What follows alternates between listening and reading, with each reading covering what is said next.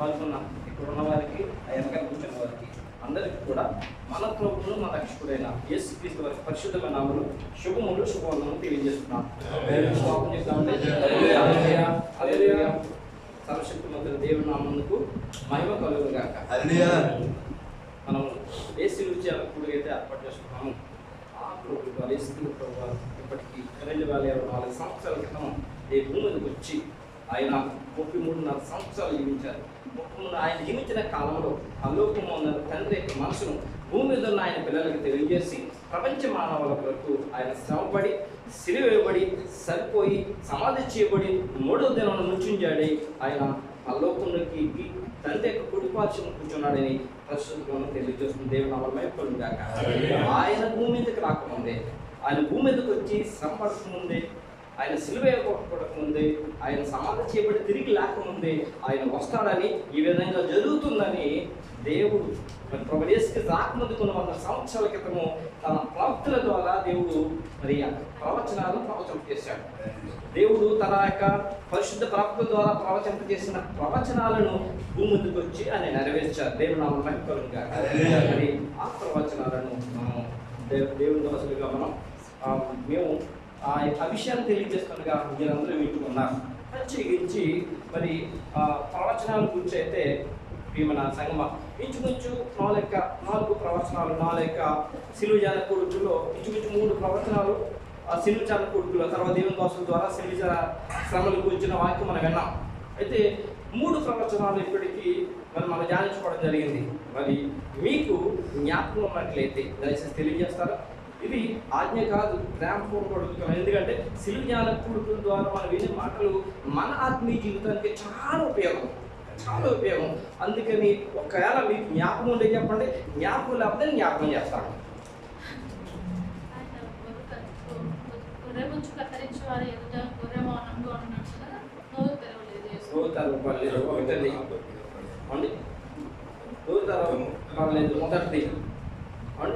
మొదటి ప్రవచనం మనం మాట్లాడుకున్నాం. రెండవది అండి గొర్రెల కాపుల మీద అంటే స్నేహితుల వల్ల అప్పగింపబడుట అండి. ఆయన నోరు తెరవబడుకుంట యెషయా 53:7 మనం ధ్యానించుకున్నాం. రెండవది స్నేహితుల వల్ల అప్పగింపబడుట కీర్తన 47:9 ధ్యానించుకున్నాం. తర్వాత మూడవది శిష్యులు చే విడిచిపట్టబడుట అనగా ఖడ్గం గూర్చి జకర్యా గ్రంథము 3:13 ధ్యానించుకున్నాం. ఇప్పుడు 4వ ప్రవచనం మనం ధ్యానించుకోబోతున్నాం. 4వ ప్రవచనం ఏమిటంటే మనకు బదులు ఆయనకి శ్రమ. ఎవరికి శ్రమ? మనకు బదులు ఎవరికి శ్రమ అండి? యేసుక్రీస్తు ప్రభు శ్రమ. ఎలాగూ శ్రమ, ఏ విధంగా శ్రమ, ఎందుకు జరిగింది శ్రమ, ఎవరి వల్ల జరిగింది శ్రమ ఈరోజు మనం ధ్యానించుకుంటున్నామండి. ఈ యొక్క మనకు బదులు ఆయనకి శ్రమని ఈ యొక్క ప్రవచనం యొక్క మరి విషయాలను యెషయా గ్రంథం ప్రవక్త అయిన యెషయా ప్రవచించారైన దేవుని ఆత్మ చేతనండి. యెషయా గ్రంథము 53వ అధ్యాయము 4-6 వరకు ఆ ప్రవచనాలు ఉన్నాయి. నిశ్చయంగా అతడు మన రోగములను భరించెను, మన వ్యసనములను వహించెను, ఆయనను మొత్తబడిన వానిగాను, దేవుని వలన బాధింపబడిన వానిగాను, శ్రమ పొందిన వానిగాను మనం అతనిని వెంచితిమి.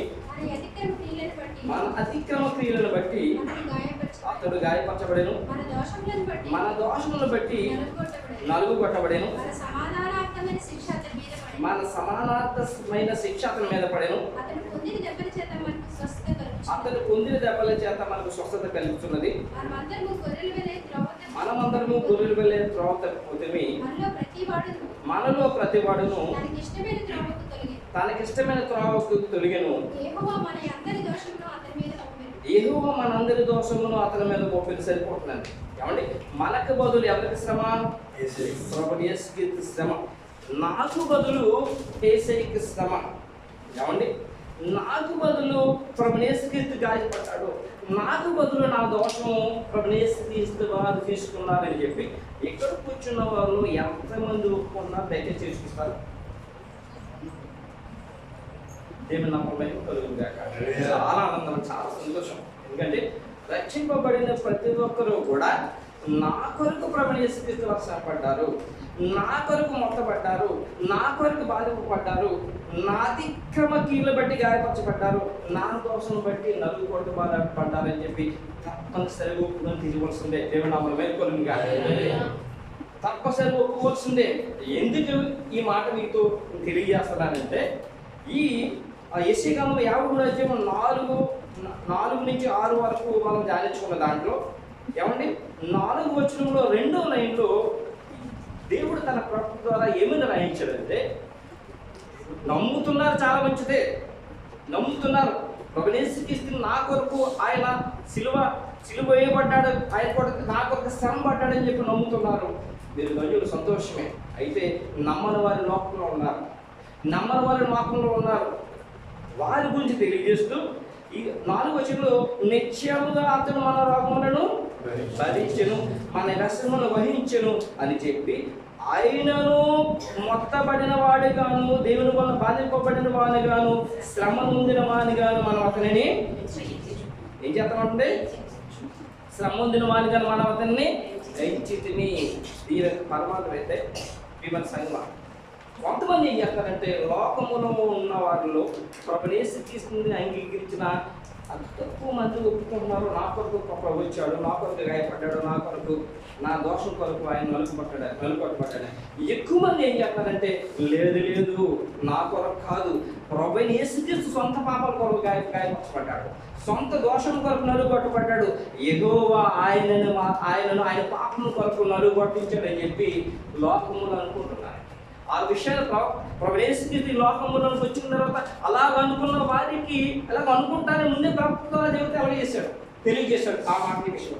ప్రియమైన సంగమం, ఎందుకంటే ఎవరైతే నా కొరకు ఆయన గాయపరచబడ్డాడు, ఎవరైతే నా కొరకు ఆయన శిక్షింపబడ్డాడు, నలుగొట్టబడ్డాడని చెప్పి అనుకుంటారు, వారు పూర్తిగా ప్రభువును నమ్ముతారు. అయితే కొంతమంది ఉన్నారు, వారు ఎలాంటి వారంటే, భోజనం చేసామంటే తిన్నామండి అన్నవారు. తినాలంటే పడుకున్న తినలేదు, భోజనం దేవుడు ఏర్పాటు చేస్తున్నప్పుడు ఏంటి, ఎలా తినాలి, పడుకున్నట్టుగా తినాలి, తినాలండి అంటారు. కావండి అంటే దీని అర్థం ఏంటంటే, దేవుడి సన్నిధికి వస్తారు కానీ పూర్తిగా దేవుని అమ్మరు. ఒక కాలు దేవుళ్ళు, ఒక కాలు బయట. అప్పుడు అంటున్నాం కదా, పడవలో కాలు బయట కాలు అంటారు, లేకపోతే 2 పడవల కాలు అయిపోవడం అంటారు, లోపల కాలు బయట కాలు. పూర్తిగా ప్రభువుని నమ్మినప్పుడే ఆయన రక్షణలో ఉన్నట్టు లెక్క. పూర్తిగా నమ్మినప్పుడే నా కొరకు నా ప్రభు ఆయన శ్రమ పడ్డాడని, నా కొరకు నా ప్రభు నలుగొట్టబడని ఎప్పుడైతే విశ్వాసి అలా నమ్ముతాడో, ప్రభు యొక్క స్వరూపులో మారగలుగుతాడు, ప్రభుతో పాటు ఆనందించగలుగుతాడు. దేవుని నామమున మహిమ గాక. అలాగూ లేనట్లయితే ప్రియమైన సంగమా, వచ్చి వెళ్తమే కానీ ఏ మార్పు ఉండదు. వచ్చి వెళ్ళడం కానీ ఏ మార్పు ఉండదు. ఎన్నిసార్లు దేవుని సన్నిధికి వచ్చినా, ఎన్నిసార్లు దేవుని ఆరాధనకు వచ్చినా ఏ మార్పు ఉండదు.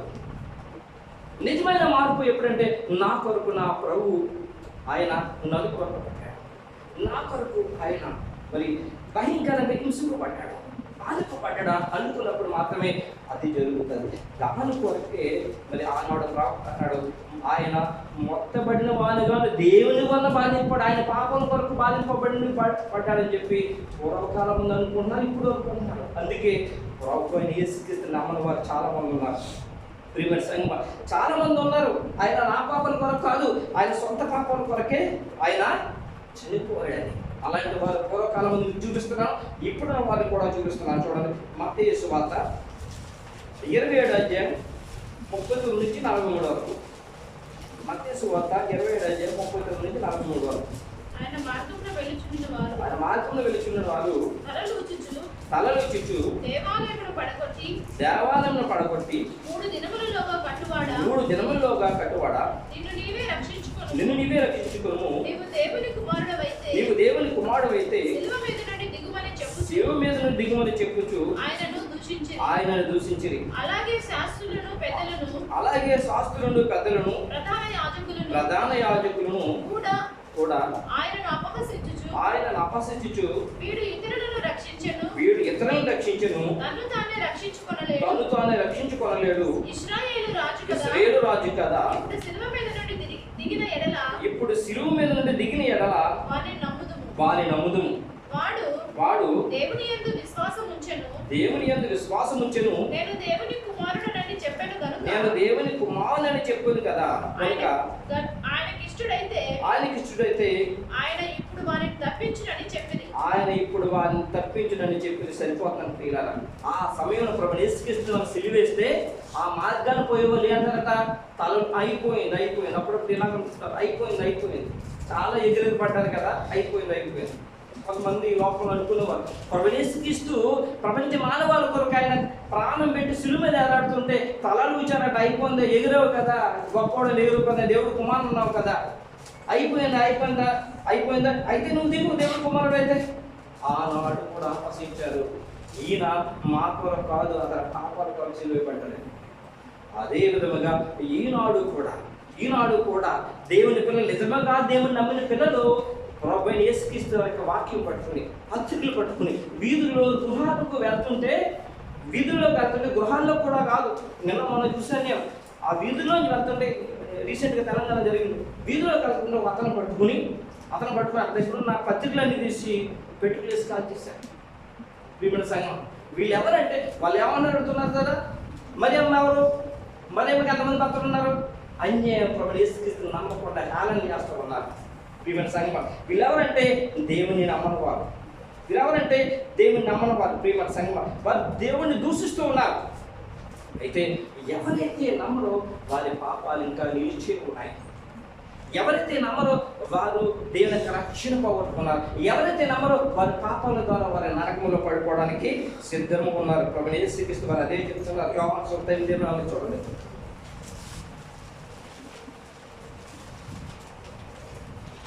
దానికి ముందండి వేలాడదీయబడిన ఇద్దరు ఒక్క దమ్ము కూడా ఏమన్నాడు చూడండి. 23:1 వేలాడదీయబడిన ఆయనతో పాటు సిలువ బండి వేలాడదీయబడిన ఆ నేరస్తులను ఒకడు ఆయనను దూషించుచు, నీవు క్రీస్తువు కదా, నీవే రక్షించుకున్నాము, మమ్మల్ని కూడా రక్షించమని చెప్పాను. వేలాడు కొద్దిసేపు చనిపోతున్న అతను కూడా ఆయన లోక రక్షకుడని నమ్మలేదు, రక్షణ పొందలేదు. వారి పాపములోనే చనిపోతారని చెప్పి యేసుక్రీస్తు యోహాను సువార్త 8:24 తెలియజేస్తున్నారు. కాగా మీ పాపంలోనే ఉండి మీరు చనిపోవద్దని మీతో చెప్పుదని, నేను ఆయనని మీరు విశ్వసించిన ఎడల మీరు మీ పాపంలో ఉండి చనిపోవుదురని వారితో చెప్పును. నమ్మని వారు ఏం చేస్తారంటే హేళన చేసేవారు, సిలువ మీద ఉండి దిగమని చెప్పేవారు, తలలు ఊచేవారు, పత్రికలు పంచుతుంటే కాల్ చేస్తాను. మరి ఏమైపోతారు తెలుసండి, పాపములోనూ ఉండి ఏం చేస్తారు, వాళ్ళు చనిపోతారు. బాగా అంటే అగ్నిగుండానికి పావులవుతారు. అగ్నిగుండానికి ఏమవుతారండి, పావులవుతారు, చనిపోతారు.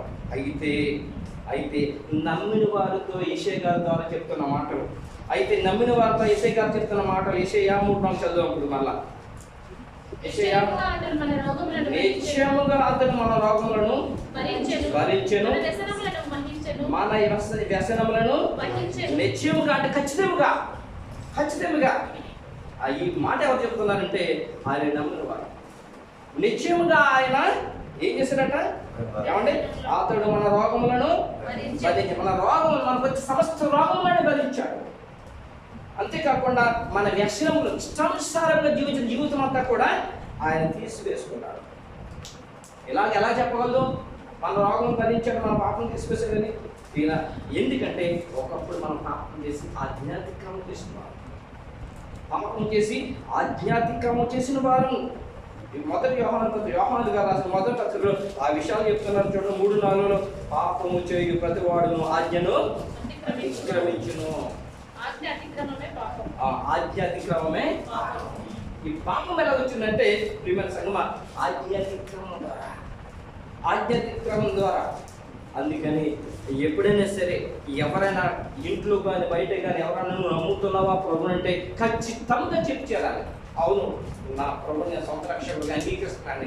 అలా కనుక ఎవరైనా కనుక లేదు అని చెప్పి ఎవరు కొడతారో తిడతారు, ఇబ్బంది పడుతున్న మనిషి అనుకోండి, అది ఖచ్చితంగా ప్రభు చెప్పారు, లోకం ముందు నేను కూర్చి నేను ఒప్పుకోను, దేవదూతల నేను ఒప్పుకోను. చెప్పదు ఒకసారి చెప్పేస్తారండి, ఒకసారి తన కట్టేస్తారు, అర్థం అయిపోద్ది. కానీ నిత్య జీవుల్లో నిరంతరం ఉండగలుగుతాం. పూర్తిగా దేవుని నమ్ముకున్న వాళ్ళు ఏం చేయాలంటే, నేను నా ప్రభుని సొంత రక్షకుడిగా అంగీకరించాను, నా కొరకే నా ప్రభు ప్రాణం పెట్టాడు, నేను పాపిని, నేను దోషకుడిని, నేను హింసకుడిని, అది ఖచ్చితంగా చెప్పు తీరాలి. అపోస్తలుడు పౌలు గారు ఏమన్నారు తెలుసా అండి? అపోస్తలుడు పౌలు గారు ధర్మశాస్త్రం అంతా కూడా క్షుణ్ణంగా చదివిన ఆయన ఒప్పుకుంటున్నాడు. అపోస్తలుడు పౌలు గారు తిమోతికి రాసిన మొదటి పత్రిక 1:12 మొదటి అధ్యాయం 12 ఆయన ఎలా ఒప్పుకుంటాడు చూడండి. పూర్వము దూషకుడు హింసకుడు హానికరుడైన నన్ను తన పరిచర్యకు నిర్మించి నమ్మకమైన వానిగా ఎంచినందుకు నన్ను బలపరిచిన మన ప్రభువైన యేసును కృతజ్ఞతనై ఉన్నాను. తెలియక అవిశ్వాసం వల్ల చేసింది కనుక కనుగొనబడింది. పౌలు గారు ఒప్పుకున్న నేను పాపుని దోషకుని హింసకుని ఒప్పుకుంటాడు. ఆయన ఈ సాక్ష్యం ఇప్పుడు ఉండాలి, మారిన సాక్ష్యం తప్పకుండా ఉండాలి. మారిన సాక్ష్యం ఈ ఆధ్యాత్మికమైన పాపము ప్రవేశిస్తున్న నమ్మకం ముందు ప్రతి ఒక్కరు కూడా ఆజ్ఞాతించిన వారే. ప్రతి ఒక్కరు కూడా ఆజ్ఞాతికం ఎక్కడి నుంచి అంటే ఆది ఆదాము అవ్వల దగ్గర నుంచి మొదలైంది. ఆది ఆదాములు ఏదైనా తోటలో ఉన్నప్పుడు ఆదాము అవ్వలు వారికి మంచి జీవితం ఇచ్చాడు. దేవుడితో ఉండే జీవితం ఇస్తే ఒకే మాట చెప్పడానికి తోటలో ఉన్న అన్ని పనులు తినచ్చుకొని ఈ పండు తినవద్దు. అలా ఏం చేశారు? అన్ని పనులతో పాటు ఆ పండు కూడా తినేసి ఆ గొప్ప జీవితాన్ని పోగొట్టుకున్నారు. ఆ ఏదైనా తనంలో సంతోషంగా, ఏదైనా వనంలో సంతోషంగా ఆనందంగా ఉండవలసిన వారు ఏదైనా వనం నుంచి బయటికి గెంటివేయబడ్డారు. గెంటివేయబడి కష్టించి మన పాపం బట్టి కష్టించి శ్రమ పడుతూ వారి జీవితం జీవించారు. వారి యొక్క దాని ద్వారా ఆధ్యాత్మిక ద్వారా ఏమొచ్చింది? వాళ్ళకి శ్రమ, పాపం శ్రమ వచ్చింది. ఆ తర్వాత వారికి కయ్యను హేబెలు పుట్టారు. కాబట్టి హేబెలు గొర్రెలు కాపరి, కయ్యను వ్యవసాయం చేసేవాడు. మరలా కయ్యను హేబెలు మీద పడి హేబెలు చంపేసి అతను కూడా పాపం చేసి శ్రమ తెచ్చుకుని దేవుడి దేశం మరలా తిరిగిపోయాడు. అలాగే లోకంలో ఉన్న వాళ్ళందరూ కూడా ఏం చేస్తారంటే పాపము చేసి ఆధ్యాత్మికమైన పాపం చేసి ఏం చేస్తున్నారు? శ్రమ తెచ్చుకున్నారు, వ్యాధులు తెచ్చుకున్నారు, బాధలు తెచ్చుకున్నారు. ప్రియమైన సంగమా, అందుకనే దేవుడు అనే యెహోవా లోకంలో ఉన్న వారందరిలోని ప్రత్యేకంగా ఇశ్రాయేలు జనాంగా ఏర్పాటు చేసుకుని వారితో ఏం చెప్పాడో తెలుసండి? మీ ఎదుట దీవెనను శాపమును పెడుతున్నా, నా మాట జాగ్రత్తగా వింటే మీకు దేవుని దొరుకుతుంది.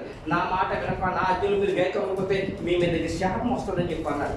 శాపం వస్తుంది అన్నాడు. చూడండి, అది తాను ప్రేమించి తన స్నేహితులు చెప్పాడంటే లోకంలో ఉన్న వారు అందరితో చెప్పినట్టు ఆ మాట. చూడండి, ద్వితీయోపదేశకాండం 11వ అధ్యాయం 26-27 వచనాలు. ద్వితీయోపదేశకాండం 11వ అధ్యాయం 26-27 వచనాలు.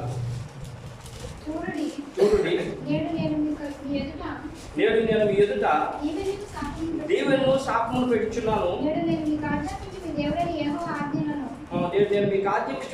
యెహోవా ఆజ్ఞలను మీరు విని ఎడల దీవెనయు, మీరు మీ దేవుడైన యెహోవా ఆజ్ఞలు వెనక నేడు నేను మీకు ఆజ్ఞాపించు మార్గమును విడిచి మీరు ఎరుగని ఇతర దేవతలను అనుసరించిన ఎడల శాపమును మీ కలుగును. ఆనాడు ఇశ్రాయేలు ప్రజలు చెప్పాడు ఆయన. ఏదైనా తర్వాత ఏదైనా వాడి తర్వాత మళ్ళా ఇశ్రాయేలు జనాంగాన్ని ఏర్పాటు చేసుకుని వాళ్ళ స్వాస్థ మధ్య అబ్రహాం తర్వాత ఇశ్రాయేలు జనాంగంతో కూడా ఏర్పాటు చేసుకుని మళ్ళా ఆదా చెప్పాడు, నా ఆజ్ఞలు నా మాట విన్నట్లయితే మీకు దీన, వినకపోతే ఏంటంట శాపం. ఎలాగ అనుకోవటం? నేను సర్వశక్తిమంతుడు దేవుడే అన్నాను, నన్ను కాక మీరు విగ్రహాలు చెట్టు పుట్టకి రాడికి అప్పుడు పూజ చేసినట్లయితే మీ మీదకి శాపం వస్తుంది. ఒకప్పుడు నేను హిందువులు మీకు సాక్ష్యం. అప్పుడు నేను హిందువులు, నా అసలు పేరు ఏంటో తెలుసండి? సత్యనారాయణ. మా తాతయ్య గారు సూర్యనారాయణ. ఆయన సత్యనారాయణ స్వామి భక్తుడు. నేను సత్యనారాయణ కొండ తీసుకుని మా నాన్నగారు, ఆయనకి మా నాన్న ఒక్కడే కొడుకు, నేను మొట్టమొదటి మానవుడు ఆయనకి. నేను సత్యనారాయణ కొండ తీసుకెళ్ళి సత్యనారాయణ పేరు పెట్టుకున్నాడు ఆయన ఇష్టంగా. మా కుటుంబం అంతా కూడా విగ్రహారాధకులమే. ఆశ్చర్య ఒక పరమని తెలియజేస్తున్నాను. విగ్రహారాధకులు కుటుంబంలో ఏముంటారో తెలుసండి? శాపం ఉంటుంది. బహుశా కొంతమంది ఒప్పుకోవచ్చు. బైబిల్ ప్రకారం నేను చెప్తున్నాను, సొంత మాటలు చెప్పట్లేదు. విగ్రహాల కుటుంబంలో ఏముంటుందంటే శాపం ఉంటుంది. ఎందుకంటే ఎక్కడైతే దేవుడిగా పూజించబడుతుందో అక్కడ దెయ్యం కూర్చోదు. దాంట్లో రాయికి రప్పగా చెట్టుకి పుట్టలోని ఎవరైతే పూజిస్తున్నారో కొన్ని చోట్ల, మా ఊళ్ళో కొన్ని చోట్ల వెళ్తుంటే వేప చెట్టు దగ్గర కోళ్ళు పోతుంటారు. తాడి చెట్టు సత్యం తెలియదు, వేప చెట్టు ఏమో కనకదుర్గం తెలియదు, ఇంకా చాలా తరం ఉంటుంది. వీరందరూ దేవతలే. వాళ్ళందరిలోకి వచ్చి ఎవరు కూర్చున్నారంటే దెయ్యం కూర్చుని పూజ అందుకుంటుందట. ఈ విషయము నేను చెప్పట్లేదు. చనిపోయిన నందమూరి తారక రామారావు గారి స్నేహితుడు ఆయన రాజారావు గారు ఉన్న స్నేహితుడైన చౌదరి అయిన ఆయన చెప్పాడు. ఏమని చెప్పాడంటే, సాక్షాత్ విజయవాడ కొండకెళ్ళి ఆ విజయవాడలో ఉన్న దేవతలు ఉన్న దెయ్యం బయట తీసుకురాట ఏమన్నా మన పెంకులు కాక చాలా నేను చెప్పాడు. యూట్యూబ్లో చూడండి రాజారావు గారి సాక్ష్యం. కాబట్టి రాజారావు గారి సాక్ష్యం భయం వేస్తుంది, వణుకుతుంది అన్నమాట. ఆయన నేను ఎప్పుడు చనిపోకూడదు, ఎప్పుడు నేను బతుకుండాలని చెప్పి దెయ్యం సైన్యం తెచ్చుకుని తొడలో పెట్టుకున్నాడు. ఒక ముని తన తొడలో పెట్టి నువ్వు చావు ఇంక చావలేదని. ఇతను మట్టిని బంగారం చేసి అమ్మేస్తున్నాడు. చనిపోయి 30 రోజులు మరి మాంత్రికుడు మాంత్రి ఇచ్చిన సమాధుల నుంచి కూడా మనుషులు తీస్తున్నాడు బయటికి. మా ఊరు కూడా వచ్చారంట దేవుని వాళ్ళకి వెళ్ళగొట్టడానికి. ఒకరి ఇంటి దగ్గర పాత్ర పెట్టుకుంటే చెప్పులన్నీ వెళ్ళిపోతున్నాయంట. పిలిచాడన్న మళ్ళా చెప్పుల్ని. ఆయన సాక్షి కూడా దాంట్లో. లాస్ట్కి ఆయనకి ఏ వచ్చింది రోగం, రక్తం కలుపుకుంటాడు. రక్తం కలుపుకుంటున్నాడు. అప్పుడు నువ్వు ఎప్పుడు చనిపోవాలని దేవుడు అడిగారంట, శివుని అడిగారంట, శివ నేను ఎప్పుడు చనిపోతున్నాను కదా, మరి రక్తం కప్పుకుంటున్నాను, మరి నేను ఎలా బతుకుతాను అని అడిగితే నీ జీవం నా చేతుల్లో లేదన్నాడట. ఏమిటండి? ఎవరి చేతిలో ఉంది? దేవుని చేతిలో ఉంది. అయ్యో మరి ఎన్నాళ్ళు నువ్వే దేవుడు అన్నావు కదా, నాకు నువ్వే దేవుడు అని చెప్పావు కదా, నేను ఏం చేతను కదంటే నీ జీవం యావో చేతం ఉందన్నాడు. అది యావ. అప్పుడు అంతకుముందు వాళ్ళ బంధువులు వచ్చేసి ఉంటూ వాళ్ళు బతుకుతారని బైబిల్ ఎట్టు బైబిల్ కూడా తొక్కిసుకోవాలి. ఆ రాత్రి కన్నీళ్ళతో ప్రార్థన చేస్తే ప్రభు ప్రత్యక్షమై అతను జీవం ఇచ్చాడు. దేవుని నామమునకు గొప్ప సాక్ష్యం. ఆ తర్వాత దేవుని గొప్ప దాసుడే లోకంతటా సువార్త ప్రకటిస్తున్నాడు ఆయన. ప్రియమైన సంఘమా, ఎక్కడైతే దేవుడిగా పూజించబడుతుందో విగ్రహాలు అక్కడ ఏమంటారంటే దెయ్యం ఉంటుంది. ఆ దెయ్యాలకి పూర్వకాలం మనం ప్రార్థన చేసుకోవాలి, నైవేద్యాలు పెట్టేవాళ్ళు, ఇందులో పండుగలన్నీ కూడా చేసేవాళ్ళు. ప్రియమైన సంఘమా, అలా చేసినప్పుడు వ్యాధులు బాధలన్నీ కలుగుతాయి. ప్రభువున తండ్రి దేవుడి శ్రేయుల జనం అన్నారు, మీరెనుకుని ఇతర దేవతలు మీరు అనుసరించినలా శాపం మీకు కలుగు. ఎలాంటి శాపం అంటే వ్యాధులు, రోగాలు, తగ్గని వ్యాధులు, 2 కంగారు ఏమిందని చెప్పి అదే వచ్చినాం. ఎలాంటి వ్యాధులు తెలియజేస్తాం చూడండి. నేడు నేను నీకు ఆజ్ఞాపించు ఆయన సమస్తమైన ఆజ్ఞలను కట్టడలను నీవు అనుసరించి నడుచుకొనవలెనని నీ దేవుని యెహోవా సెలవిచ్చిన మాట వినని ఎడల ఈ శాపములన్నీ మీకు సంభవించును. మొట్టమొదటిలో చెప్తున్నాడు ఆయన ద్వితీయ కాండము 28వ అధ్యాయము ఏమండి 59వ వచ్చినప్పటికి గొప్ప తెగులు ఉన్నాయి. ఆ తెగులు చూసి భయపడిపోతాం. దాంట్లో ఒకటి వచ్చి చదవండి 59వ వచ్చిన. యెహోవా నీకును నీ సంతతికి ఆశ్చర్యమైన తెగులును కలుగజేయును. అవి దీర్ఘకాలముండు గొప్ప తెగులును చెడ్డ రోగములునైనవి. ఆశ్చర్యకరమైన తెగులు మనకి ఎప్పుడూ తెలియని తెగుళ్ళట, ఐగుప్తీలు కలిగిన తెగుళ్ళట. ఇవన్నీ కూడా మీరు ఐగుప్తులో మీరు ఉన్నారు కదా, విగ్రహాల తెగులు, వాళ్ళ మధ్య ఎన్నో తెగులు వచ్చి కదా, అవన్నీ మీ దగ్గర వచ్చేంత జాగ్రత్త. దేవుడు యెహోవా వాళ్ళతో చెప్తున్నాడు. ఎప్పుడంటే ప్రభు సొంత రక్షకుడిగా అంగీకరించినప్పుడు ఆ తెగులు, అలాంటి తెగులు చేత నేను నా కుటుంబం చాలా బాధపడ్డాం. ప్రభుని నమ్ముకున్నప్పుడు, ప్రభుని ఎప్పుడైతే నమ్ముకున్నామో ఆ తెగులు దేవుడు ఆఫ్ చేశాడు. దేవుడు నా మెట్టుకోలేముగా ఆఫ్ చేశాడు. మరి ఎలాగపోతాయి ఈ తెగులు, ఎలాగపోతాయి రోగాలు అంటే పౌలు గారు అంటే పేతురు గారు అపోస్తల కార్యము తెలియజేస్తున్నాను. అపోస్తల కార్యము 3:20 3వ అధ్యాయం 20 వచ్చిన మీ కొరకు నియమించిన క్రీస్తు యేసును ఆయన పంపునట్లును మీ పాపములు తుడిచివేయబడు నిమిత్తమును మారు మనసు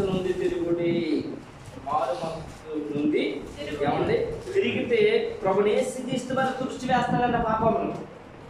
సాక్షాత్ ప్రభుని యేసుక్రీస్తు వారు 2024 సంవత్సరాల కింద భూమి మీదకి వచ్చి ఆయన ఏం చెప్తున్నాడు, పాపములు ఎలా క్షమింపబడతాయో. వాక్సు 2:10 మార్కు సువార్త 2:10.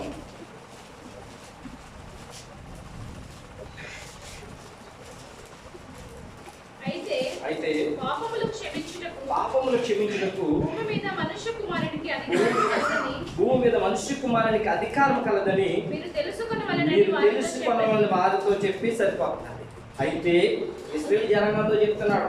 అయితే అనగా మీరు పూర్వకాలం మంది ప్రవక్తల ద్వారా దేవుడు సెలవిచ్చాడు, మీరు ఈ పని చేయొద్దని. ఆయన మీరు చేస్తున్నారు కాబట్టి మీరు రోగాలకు గురయ్యారు. అయితే ఆ పాపాలన్నీ క్షమించడానికి దేవుడు మరణాన్ని పంపించాడు. మనిషి కుమారుని మనిషి కుమారునికి అధికారం కలదు పాపాలు క్షమించడానికి చెప్పి ఆయన చెప్పి శాంపుల్గా ఒక వ్యక్తిని చూపించాడు. పక్షవాయువు చేత మంచం మీద పరుపుతో పట్టుకొచ్చి ఆయన ఎదురుకుండా పెట్టారు. పక్షవాయువు కలిగిన వ్యక్తి ఎలా ఉంటాడు? బీభత్సంగా పక్షవాయువు కలిగిన వ్యక్తిని పక్షపాతం అంటారు. మన ఈ పక్షవాయువు కలిగిన వ్యక్తి కాలు లేవదు, చేయి లేవదు, తల లేవదు, ఏది సహకరించదు. అతనికి ఆహారం పట్టుకొని జోరులో పెట్టాలి. అతను తిన్న తర్వాత మళ్ళా ఆయనకి సేవ చేయాలి. నేను చాలా మంది చూశాను, చాలా మంది పక్షవాయువుతో చనిపోయిన వారు ఉన్నారు. సేవ చేసే వాళ్ళు కూడా నూటికి ఒక్కరు ఎవరన్నా ఉంటారేమో విసుక్కోకుండా సేవ చేసుకుంటారు. కానీ నరక యాతన వాళ్ళు ఆహారం ఎక్కువగా తినాలని ఉంటుంది, కానీ మళ్ళా టాయిలెట్కి వెళ్ళాలంటే ఎవరు చేస్తారని భయంతో బాధతో కృషించి సరిపోతారు పక్షవాయువు. చాలా మంది తెలిసి చూసారు. అలాంటి వ్యక్తి పరుగుతో తీసుకొచ్చి ప్రభుని యేసుక్రీస్తుని ఎదుర్కొండగా పెట్టగా ఆయన ఏమని చెప్తున్నాడో చూడండి. 11వ వచనం. పక్షవాయు గలవాన్ని చూచి నీవు లేచి నీ పరుపెత్తుకుని ఇంటికి పొమ్మని నీతో చెప్పుచున్నాను. తక్షణమే వాడు లేచి పరుపెత్తుకుని వారందరి ఎదుట నడిచిపోయాను. దేవుడికి స్తోత్రం కలుగుగాక. వారందరి ఎదుట ఆయన నడిచి వెళ్ళిపోయాడట. తక్షణమే క్షణంలో ఎలాగో నడిచేపోయాలో చెప్పుకున్న ముందు ఇంకొక వ్యక్తి ఉంది, ఇంకొక స్త్రీ ఉంది. ఆమె గురించి కూడా చెప్పిన తర్వాత ఎలాగో వారు బాగుపడ్డారు మీకు తెలియజేస్తారు. లోకసువార్త 8:42 రక్తస్రావం గల స్త్రీ గురించి రాయబడి ఉంది. లోకసువార్త 8:42.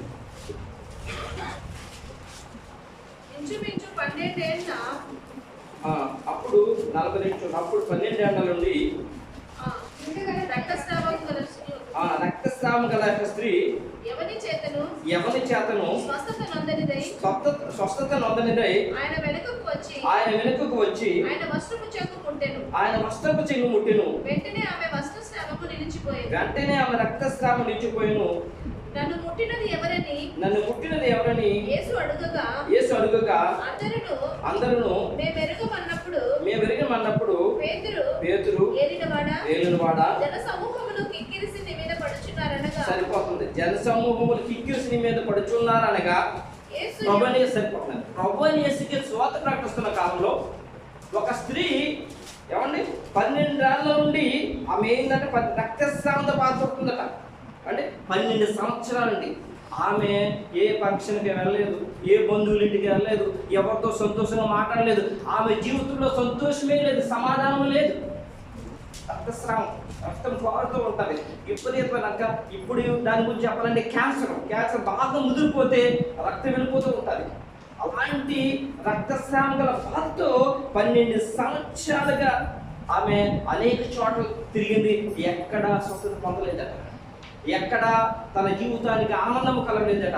అప్పుడు రక్షకుడైన యేసుక్రీస్తు ఆయన జన్మలో ఉండగా నా ప్రభు వస్త్రపు చెంగు మాత్రం ముట్టుకుంటే చాలు నేను స్వస్థత పొందుతానని విశ్వాసం పొంది నమ్మి ఎవరు చూడకుండా వెనక తట్టు వచ్చి ఆయనకు వస్త్రపు చెంగు ముట్టగానే ఆమె ఏమైందో తెలుసండి, స్వస్థత పొందిందంట. స్వస్థత పొందినప్పుడు వెంటనే సర్వాధికారి ప్రభు తెలిసిపోయింది, ఎవరు నన్ను ముట్టారని అడిగారట. అప్పుడు పేతురు ఏమన్నారంటే, ప్రభా అయ్యా ఎలుగువాడా, ఇంతమంది కిక్కిరిస్తుండగా ఎవరిని తాగుతారా, ఎవరు తాగుతారు కదా అంటే అప్పుడు ప్రభు అన్నారట, లేదు ఎవడో నన్ను ముట్టెను అనగా ప్రభువు యేసుక్రీస్తు వారు పక్షవాయు గలవాన్ని ఆజ్ఞాపించిన రక్తస్రావం గల స్త్రీ యొక్క రాగము తగ్గాలంటే ఏమి జరిగిందంటే ఆయనలోంచి ప్రభావం బయటికి వెళ్ళిందంట. చూడండి, ఎవడో నన్ను ముట్టెను 45 ప్రభావం ఎవడో నన్ను ముట్టెను ప్రభావము నాలో నుండి వెడలిపోయినదని నాకు తెలిసినంత దేవనామం వైపుగా ఎప్పుడైతే ఆయనకు తెలిసిపోయిందో ఇక నేను మరుగే ఉండడం వీలు పడదని చెప్పి ఆ స్త్రీ వచ్చి వణుకుచూ వచ్చి, ఎందుకంటే 12 సంవత్సరాల నుండి ఆ బాధ ఉంటే ఆమెకి ఎలా ఉంటుందో చెప్పండి, ఆశ్చర్యం అనిపిస్తున్నారు. నేను పిల్లి చెప్పులో దుబాయ్లో ఉన్నప్పుడు 3 రోజులు ఉపవాసం జరిగింది. రాత్రిపోక 72 అవర్స్ ఉపవాసం జరుగుతుంది. ఉపవాసం బాగా అలవాట్లేక 3వ రోజు దైవజనుడు అనేవాడు ఆయన ఆ పెద్ద ఆయన అనేవాడు 3 దైవజనులు 3 ప్రదేశాల నుంచి వచ్చేవారు. ఉపవాసం పెట్టినప్పుడు 3వ రోజుని ప్రభు సాక్షాత్ యేసుక్రీస్తు ప్రభు మిమ్మల్ని స్వస్థపరచడం మీ మధ్యలో చేస్తుంటారు. ఈ పక్క స్త్రీలు పక్క పవన్ 1000 మంది వరకు ఉంటారు ఉపవాసం. మీ మధ్యలో చేస్తున్నారు ఆయన. 3 రోజులు ఉపవాసం చేశారు కాబట్టి మీకు ఎక్కడైతే అస్వస్థ అక్కడ చేపట్టుకోండి. ప్రభు స్వస్థపరచాలన్నప్పుడు అప్పుడు చాలా మంది స్వస్థత ఉంది. వణుకుతా భయంతో చెప్పారు సాక్ష్యం. దేవునామం అంటే ఏ వైద్యుల ద్వారా అవ్వండి, సర్వశక్తిగా దేవుని ద్వారా అవుతుంది. అదేవిధంగా ఆమెకి వణుకుతూ భయంతో వచ్చింది, ఎందుకంటే ఎవరితో ఆమె చెప్పుకోలేదు.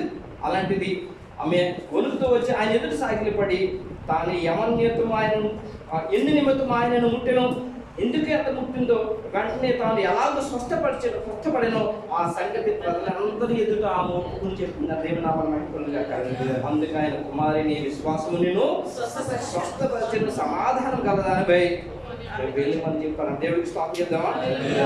హల్లెలూయా హల్లెలూయా.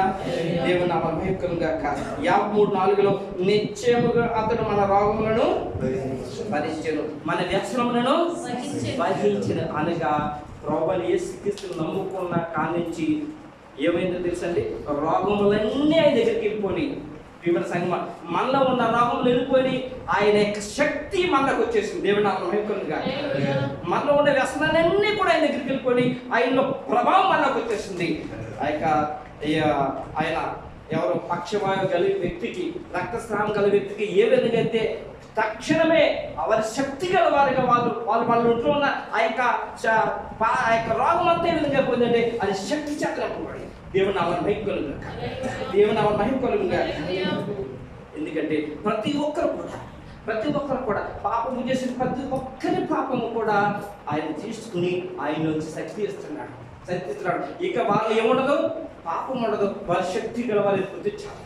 వారి శక్తి గలవారు దేవుని యొక్క ప్రభావం కలవారు. ఎవరైతే ప్రభువా నేను ఇంకా పాపంని ఇక్కడి నుంచి పాపం చేయలేని ఎవరు ఒప్పుకుంటారో ఆనాటి నుంచి వారు ఎవరు తెలుసు అంటే శక్తి గలవారు. ఒకప్పుడు నేను నా కుటుంబం కూడా ఆ విధంగా అనేక రోగాల్లో బాధపడుతూ ఉంటే ఎప్పుడైతే మా కుటుంబం అంతా మారిందో వెంటనే మా కుటుంబ జీవితంలో నూతన మేలు చేశాడు. రోగాలు పోయినాయి. దేవుని నామం లేకపోతే ప్రతి సంవత్సరం మేము సంపాదించుకున్నదంతా ఖర్చు అయిపోతుండేది. ఎందుకంటే మనకు దేవుళ్ళు ఏముంది, శక్తి ఉంది. యేసయ్య నామములో శక్తి ఉన్నదయ్యా, శ్రీ యేసయ్య నామములో శక్తి ఉన్నదయ్యా.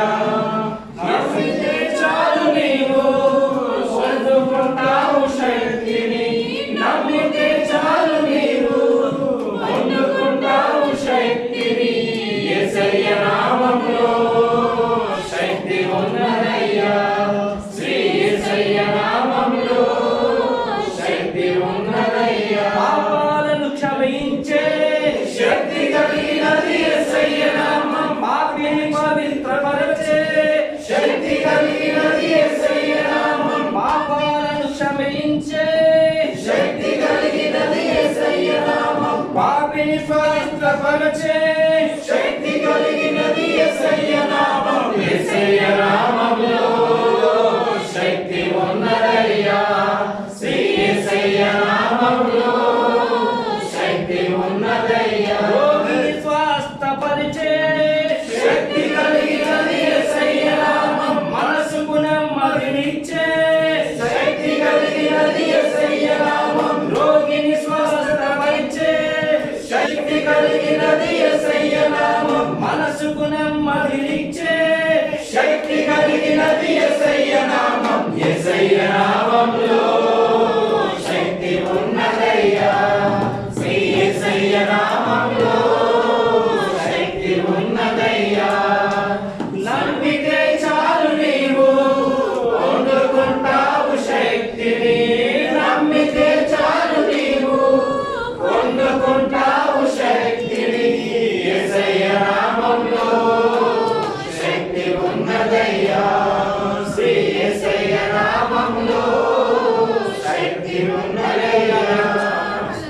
విధంగా స్వస్థపరచడానికి, ఆ విధంగా సంపూర్ణ స్వస్థత కలవారిగా సంతోషంగా ఆనందంగా జీవింపజేయడానికి దేవుడు ప్రభువు యేసుక్రీస్తుని ఈ లోకంలో పంపించాడు. ప్రవచనం ఏంటంటే మన యొక్క పాపాలన్నీ కూడా భరించడానికి ఇషేకంలో ఇక నెరవేర్పు ఎందుకు వచ్చాడో ఆయన నెరవేర్పు చూడండి. మత్తయి సువార్తలో రాయబడింది, అదేవిధంగా మార్కు సువార్తలో రాయబడింది.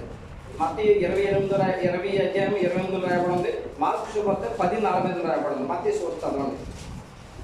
ఆయన ఎందుకు వచ్చాడు? ఆయన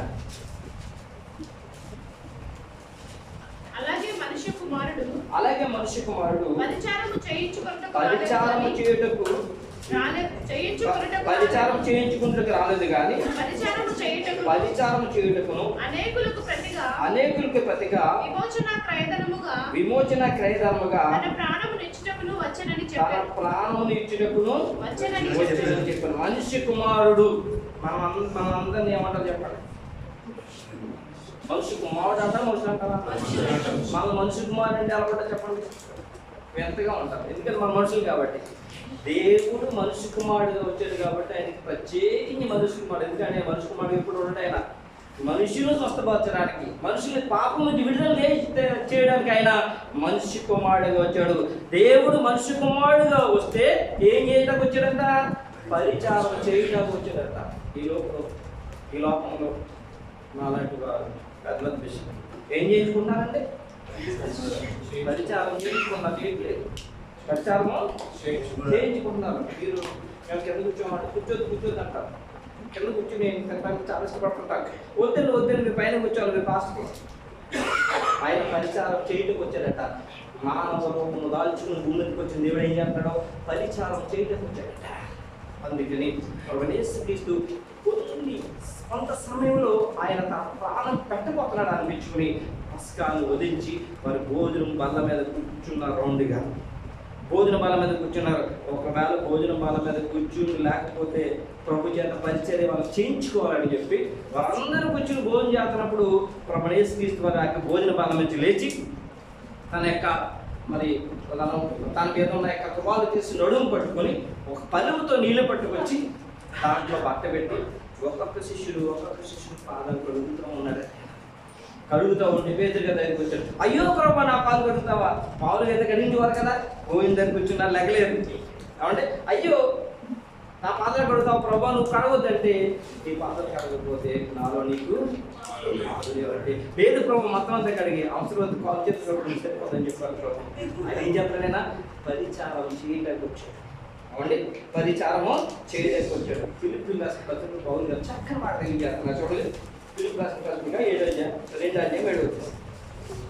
2 ఎలా పరిచయం చేస్తున్నాడు? మనుషుల పోలికగా పుట్టి సరిపోతున్నాను.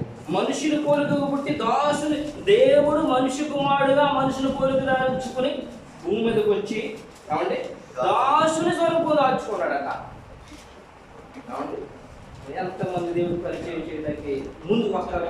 నేను అంటారా? నేను 5 సంవత్సరాలు పనిచేస్తున్నప్పుడు పెద్ద ఇంజనీర్లు అందరూ కూడా మేము మూవ్ చేసిన ఇష్టాలు తీసి బయటపడేస్తున్నారు. బాబు మీరు చేయండి, నేను ఇష్టపడుతున్నాను, కన్స్ట్రక్షన్లో పనిచేస్తున్నాను కదా, మీరు ముందు తినండి అని చెప్పి ఇంజనీర్లు పెద్ద అందరూ ముందు తినేసిన ప్లేట్లు చేసి వాళ్ళు పడేస్తున్నారు. వాళ్ళు వడ్డించి తినేసిన ప్లేట్లు భరించాలి. అందుకు తగ్గించుకోవడం. దేవుడు మానవుడికి వచ్చి అన్నాడు పరిచారం వచ్చేది దాసుని స్వరూపంలో మారిపోయాడట. ఒక యజమానికి తన యొక్క దాసుని ఏ విధంగా పరిచయం చేస్తాడో ఆ దాసుని స్వరూపుడు మారిపోడట. అంతేకాదు తను తానే రిక్తునిగా ఆ దాసుని ఉండటానికి తాను మహిమర్చిపోడట.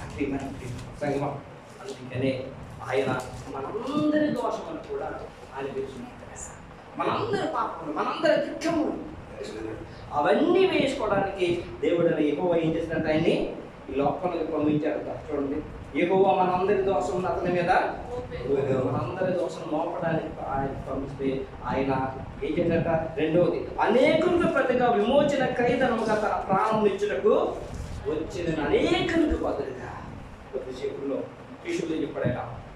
మనం ఒలుగు తోటకి వెళ్తాం, మనిషికి మాట పాపాత్ముల చేత పట్టబోతున్నాడు, ఆయన హింసిస్తారు, ఆయన బాధ పెడతారు, చంపుతారని చెప్పిన తర్వాత ఒక కీర్తన పాడి ఒలువుల పండుగ అయిన తర్వాత ఆ రాత్రి ప్రపంచ మానవుల యొక్క పాపం ఆయన మీద పడబోతూ ఉంటే దానిని చూసి ఆయన బహుఘోరముగా తండ్రి దేవుడికి ఆయన బాధ పెట్టాడు.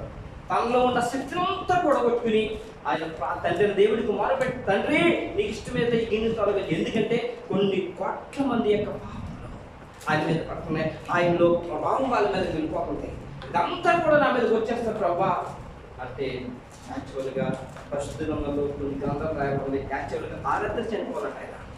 అయితే ఆయన ఎక్కడ చనిపోవాలంటే మాను మీద చనిపోవాలి. అందుకని దేవదూత వచ్చి ఆ రోజు ఆ రాత్రి ఆయన బలపరిచిందంట. ఆయన బలపరిచి సిలువ వరకు కూడా వెళ్ళడానికి దేవదూత శక్తించింది. ఆయన లేకపోతే 40 కొరడా దెబ్బల్లో కనీసం కొన్ని దెబ్బలు తిన్న మామూలుగా దేవదూత బలపరచకపోతే ఏ మనిషి బలపడదు, ముందే చనిపోతాడు. అందుకనే ద్వితీయోపదేశంలో ఏం రాయబడిందంటే మరణ శిక్షకు తగిన పాపం ఒకటి చేయగా అతను చంపి మాను మీద వేలాడని దేవులను. యేసుక్రీస్తు మాను మీదకి చనిపోవాలి. ఇది దేవుడి చిత్తం. ద్వితీయోపదేశం 21-22 ఉందండి. అయితే ఇది దేవుడి చిత్తం. అందుకే ఆయన సమస్త శ్రమలన్నీ కూడా నీ కొరకు నా కొరకు. మనుషులందరూ ఒకటి పాపం చేయరు, రకరకాల పాపం చేస్తారు. వారి పాపాలన్నీ కూడా ఆయన పడి ఆయన నండిటి నుంచి అరికల వరకు కూడా ఆయన శరీరం అంతా కూడా చీల్చివేయబడింది. మనకు బదులు ఏంటంటే ఆయనకి శ్రమ, మనకు బదులు ఏంటంటే ఆయనకి శ్రమ. వదకుతే బడిన గొర్రె పిల్లవోలే నిన్ను నీవే అర్పించుకుంటివే, భారమైన సిలువ కలువరు వరకు నీ భుజమున పెట్టుకొని మోసితివే, కాళ్ళ చేతుల్లో మేకులు నేలపై రక్తధారలు చేదు చిరక తాగనిచ్చెను, పక్కల మల్లి ముద్దు పొడిచెను, నా కోసమా ఈ బలియాగము ఎవరు చేయగలరు ఇంత త్యాగము, నా కోసమా ఈ బలియాగము ఎవరు చేయగలరు ఇంత త్యాగము, ఎంత ఘోరమయ్యా నీ సిలువ త్యాగము, ఎంత భారమయ్యా నా పాప దోషము, అనువనువున రక్త సిక్తమై మాంసపు ముద్దగా మారితివా, అనువనువున రక్త సిక్తమై మాంసపు ముద్దగా మారితివా, శ్రమల సిలువను మోసితివా, శ్రమల సిలువను మోసితివా, శ్రమల సిలువను మోసితివా. నీ కొరకు నా కొరకు ఎప్పుడైతే నా కొరకు నీ కొరకు ఆయన శ్రమపడ్డాడని ఎప్పుడు కూడా జ్ఞాపకం ఉంచుకుంటామో ఆయన శక్తి ఎప్పుడు మనలో ఉంటుంది. ఎప్పుడు పాపం చెప్తే మన సంఘం ఒక మాట మీకు నిర్దేశిస్తున్నాం.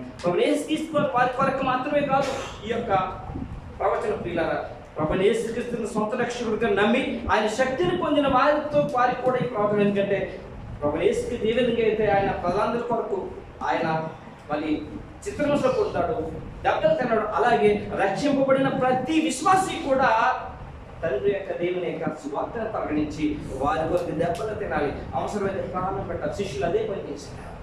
రక్షింపబడిన వారు ఏం చేస్తారో తెలుసండి, ఆయన శక్తి వాళ్ళలో ఉంటుంది కాబట్టి లోకాన్ని ప్రేమించరు, నశించిపోయే వారి వరకు తపలుతూ ఉంటారు, నశించిపోయే వరకు బాధతో ఉంటారు, రక్షించారండి. అందుకే అపొస్తలులు వారన్న సొంత ఊరులు పెట్టి దేశాలు తిరిగి ప్రభు కొంచెం వారిలో కూడా ఆ యొక్క ప్రవచనము నెరవేర్చబడింది. దేవుని నమ్ముకుని ఖచ్చితంగా నమ్ముకున్న వారు అయ్యేటువంటి ఖచ్చితంగా ఉంటారు.